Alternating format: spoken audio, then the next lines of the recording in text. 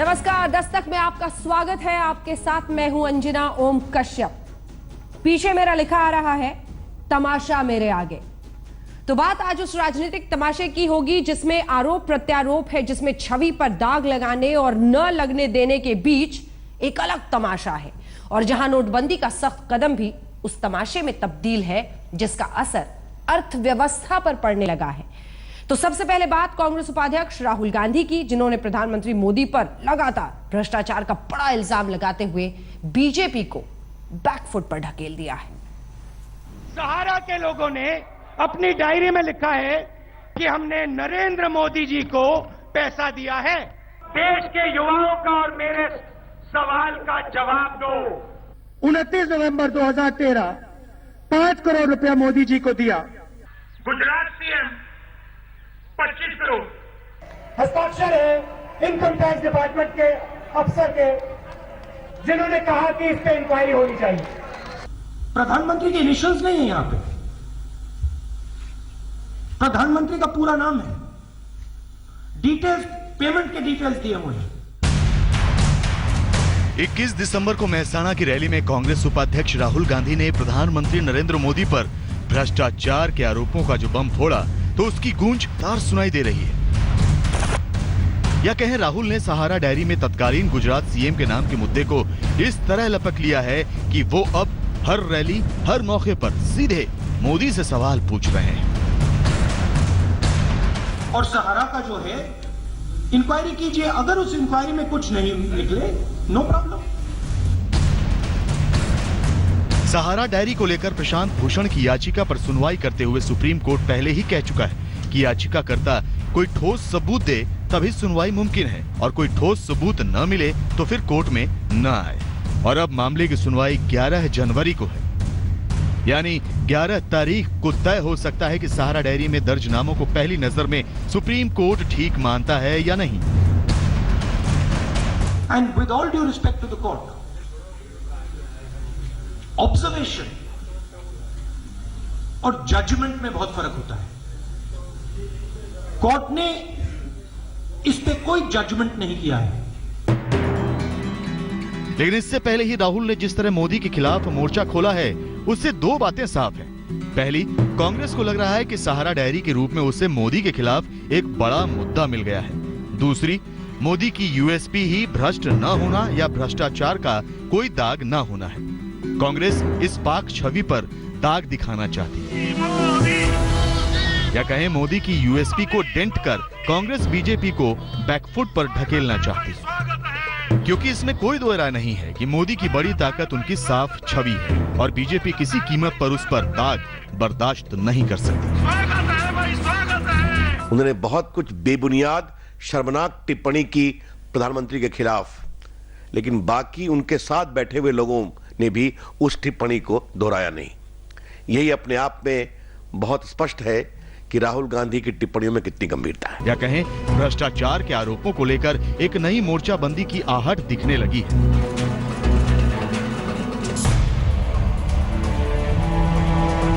दरअसल सहारा डायरी में कथित तौर पर 18 राजनीतिक पार्टियों के 54 नेताओं के नाम हैं, और इनमें एक नाम कथित तौर पर शीला दीक्षित का भी है। बीजेपी को लग रहा था कि शीला दीक्षित के नाम की वजह से कांग्रेस इस मुद्दे पर आक्रामकता नहीं दिखाएगी, लेकिन राहुल गांधी ने इस बात को गलत साबित कर दिया। Prime minister should be the first person to say मेरे ऊपर इल्जाम लग रहा है, चलिए फ्री एंड फेयर इंक्वायरी करें। शीला जी तो कह रही है, आप क्यों नहीं कह रहे? तो अब बड़ा सवाल यही है कि क्या प्रधानमंत्री मोदी भ्रष्टाचार के आरोपों पर कोई जवाब देंगे?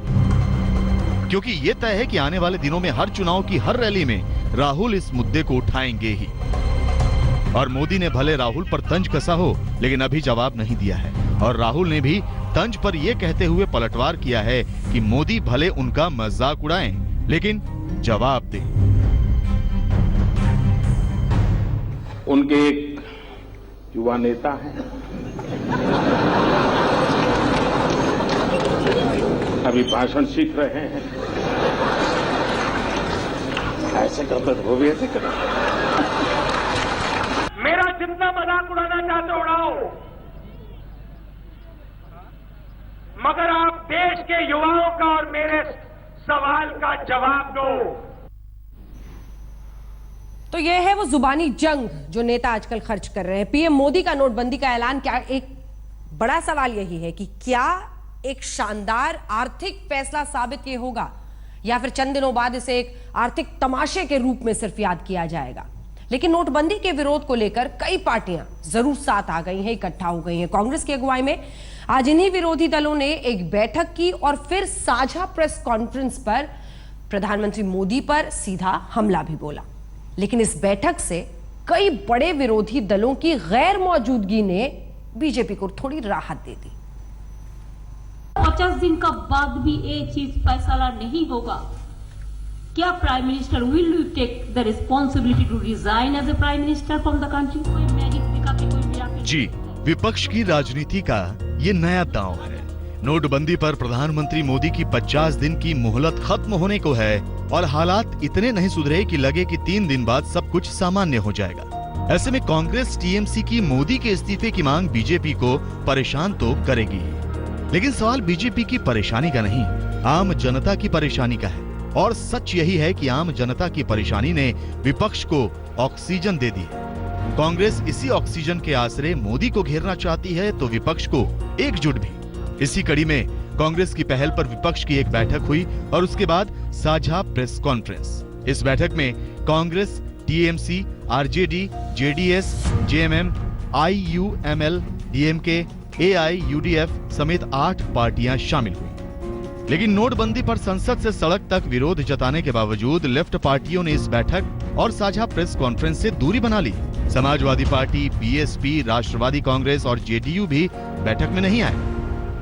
प्रधानमंत्री को अब जवाब देना है कि जो मुश्किलें हमारे लोगों को सहनी पड़ रही हैं, उसके लिए रिस्पॉन्सिबल कौन है? स्थिति बहुत ही नाजुक है और अराजकता की स्थिति है और नोटबंदी गरीब विरोधी और जन विरोधी है। The people in our country are already jobless, they are landless, they are cashless and voiceless. दरअसल कांग्रेस की ममता से बढ़ती नजदीकियों से लेफ्ट पार्टियां खफा हैं। वहीं नीतीश को गद्दार कहने के लिए जेडीयू अभी तक ममता को माफ नहीं कर पाई है। समाजवादी पार्टी और बीएसपी का ध्यान यूपी चुनाव पर है, यानी हर दल का अपना एक एजेंडा है और उस एजेंडे से साझा बैठक पार नहीं पा सकी। तो क्या माना जाए कि नोटबंदी पर विपक्ष का विरोध रस्म अदायगी से ज्यादा कुछ नहीं? ये जो गुब्बारा विपक्ष की यूनिटी का फटा है, ये जल्दी ही कांग्रेस पार्टी की हैसियत को और स्पष्ट करेगा। कांग्रेस और टीएमसी की पूरी कोशिश है कि नोटबंदी पर तमाम विरोधी दल एक मंच पर आएं। आ पाएंगे या नहीं कहना मुश्किल है, लेकिन कांग्रेस की पहल से हुई साझा प्रेस कॉन्फ्रेंस के दौरान एक बात साफ हो गई कि राहुल का राजनीतिक कद बढ़ रहा है। प्रेस कॉन्फ्रेंस में सबसे पहले राहुल ने ही बात रखी, लेकिन यह भी सच है कि नोटबंदी पर जिस तरह पहले 16 विपक्षी दल एकजुट होने की रणनीति बना रहे थे, वो रणनीति फेल हो गई। लेकिन इसमें दो राय नहीं कि 50 दिन पूरा होते ही अलग अलग मंच पर ही सही विरोधी मोदी को घेरेंगे ही। आखिर मोदी ने जिस अंदाज में हालात सामान्य करने के लिए 50 दिन मांगे थे, उसमें लगा यही था कि 50 दिन बाद हालात पूरी तरह सामान्य हो जाएंगे। 50 दिन के बाद ईमानदार लोगों की तकलीफ कम होना शुरू होगा और बेईमानों की तकलीफ बढ़ना शुरू होगा। आज तक ब्यूरो। प्रधानमंत्री नरेंद्र मोदी ने अर्थव्यवस्था की स्थिति का जायजा लेने और खासतौर पर जो नोटबंदी है उसके बाद जो हालात हैं उससे निपटने के लिए नीति आयोग की बैठक बुलाई थी। इस बैठक में क्या हुआ ये भी आपको बताएंगे, लेकिन पहले जरा समझ लीजिए कि देश की अर्थव्यवस्था का हाल क्या है। उनको लग रहा है ऐसा कैसा चौकीदार आ गया, चोरों के सरदारों पर ही पहले वार कर रहा है। भाइयों बहनों, देश को काले धन ने भी बर्बाद किया है, देश को काले मन ने भी बर्बाद कर दिया है।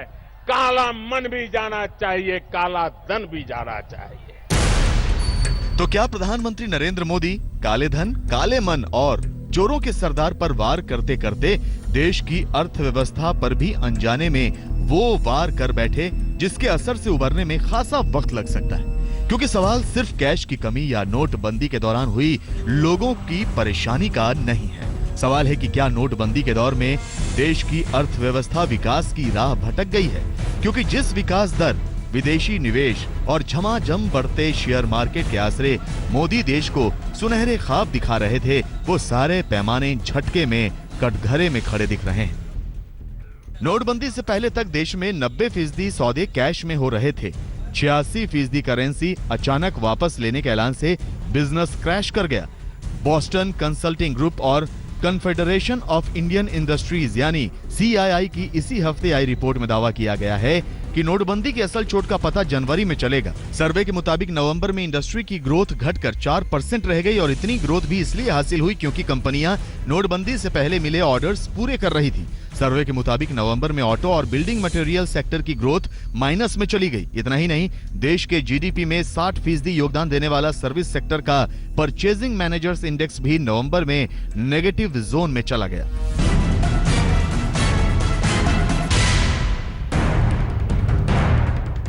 तगड़ा झटका असंगठित क्षेत्र को लगा है, जो पूरी तरह कैश पर निर्भर था, यानी काले धन का सीधा कोई लेना देना इस क्षेत्र से नहीं था। अलबत्ता कैश की जरूरत इसे थी, जो अब है नहीं। नतीजा, कई प्रोडक्शन यूनिट्स बंद हो गईं, कई में काम ठप हो गया, मजदूरों को कई जगह निकाल दिया गया, तो कई जगह वेतन न मिलने से कामगार पलायन को मजबूर हो गए। पैसा नहीं मिल रहा है, जिसके कारण जो है सारे हथकरघे बंद हो रहे हैं। करीब करीब यहाँ 75% तो हथकरघे बंद हो चुके हैं।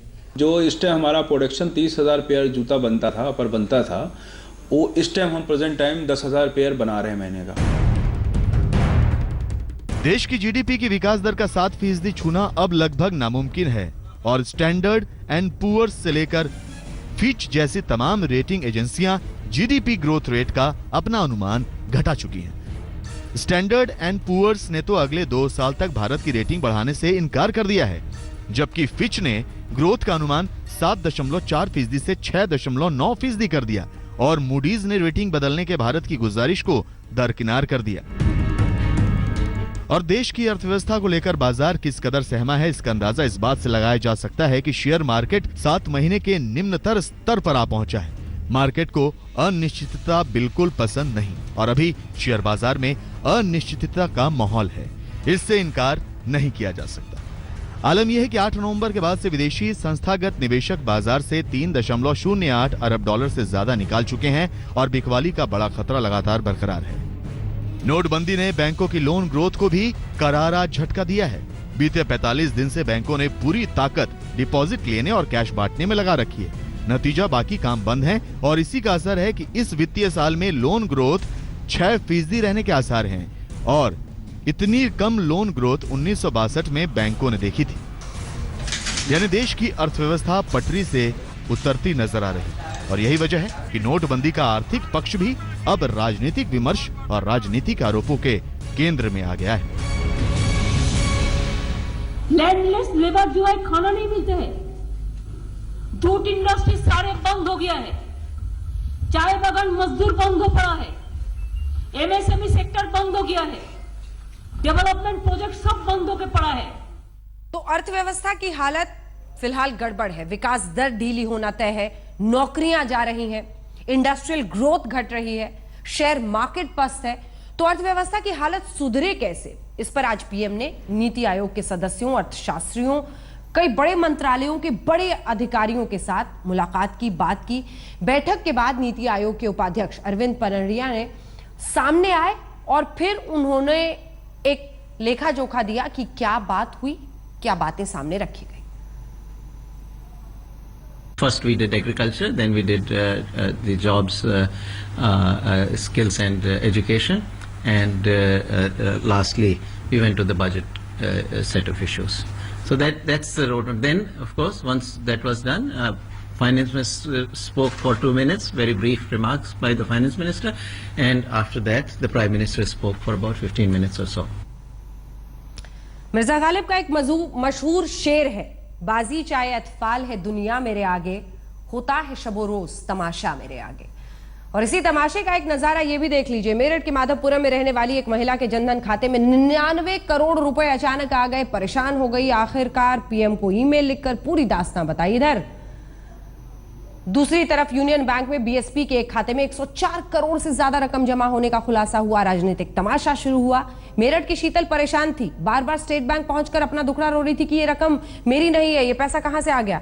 इधर मायावती डंके की चोट पर देश को बता रही थी कि ये जमा हुआ पैसा उन्हीं का है, रकम उन्हीं की है।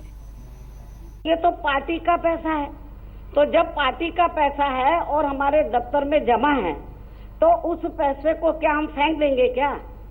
लोगों ने इकट्ठा किया है तो और उस पैसे को हमने कोई हेराफेरी करके नहीं, हमने उस पैसे को ईमानदारी निष्ठा से, पूरा हमारा एक एक पैसे का हिसाब है तो उसको पूरी ईमानदारी निष्ठा से तो उस पैसे को जमा कराया है। क्या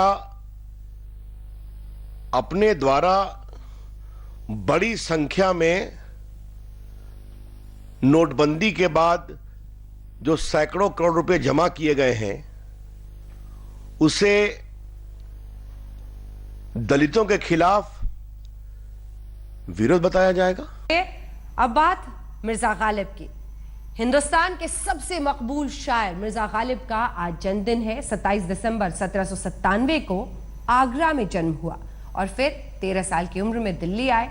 दिल्ली के होकर बस रह गए मिर्जा गालिब, लेकिन उनकी शायरी तमाम सरहदों को लांघ गई।